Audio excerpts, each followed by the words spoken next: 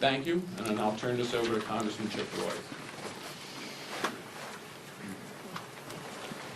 Thanks, Andy, and I want to thank the Speaker and the leadership team and the President for their leadership during these last several weeks. I'd say it's good to see you, but I mean, honestly, I'd rather be in Texas. But I'm happy to be here today with these guys. No one disputes one obvious fact. It is Democrats who have chosen not to fund government. I mean, at least establish that truth, right? It is in fact the truth. And the question is why? And you saw it on Saturday. It was basically for a political rally.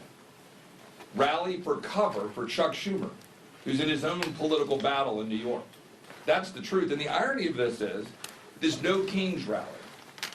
What are we actually talking about? I mean, it wasn't President Trump, but Democrats who tried to make us take a shot or lose our job. It wasn't President Trump, but Democrats who were burning our cities to the ground in 2020 and attacking police officers. It wasn't President Trump, but it was Democrats who want to push boys into girls' locker rooms, who want to force surgeries upon children. It wasn't President Trump, but Democrats who pushed fraudulent mail-in ballots in 2020 and left the elections in question. And then when Americans dared to question that stuff, they sought to jail the American people. They weaponized the government against the American people. And now they want to turn around and say they're going to have a No Kings rally? This is the dying breath of a bankrupt party, in my humble opinion. All too happy to shut down the government, then have a Chicago teacher walk around with this symbol against her neck. Somebody tell me how that's appropriate. Where are the Democrats that are crying out about how horrific that was? And by the way, where are the Democrats who are calling out the Attorney General in Virginia for calling on the death of children of a political opponent? Where is Abigail Spanberger, one of our former colleagues running for governor of Virginia? Do they not have the courage to call out fellow Democrats for that absurdity? The truth is, we have a president. We don't have a king. We have a president who loves our country, who rightly said yesterday that he's working his ass off to make this country great. He is correct.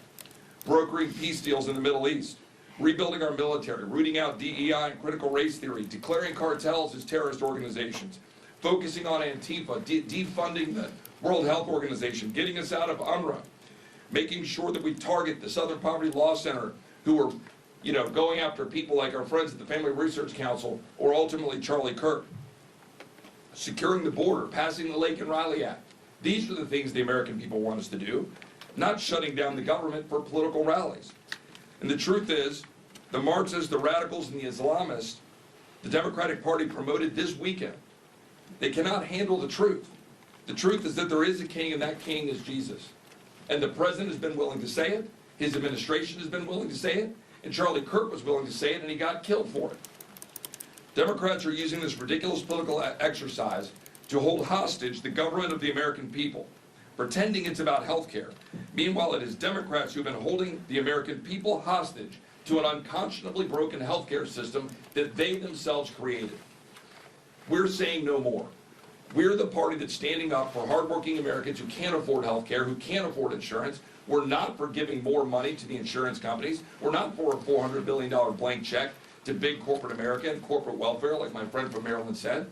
We're not for health care for illegal aliens, but for standing up for American citizens to be able to afford health care, to carry forward the president's good policies, like short-term limited duration plans, and other ways that people can actually go and afford health care. We're for law and order.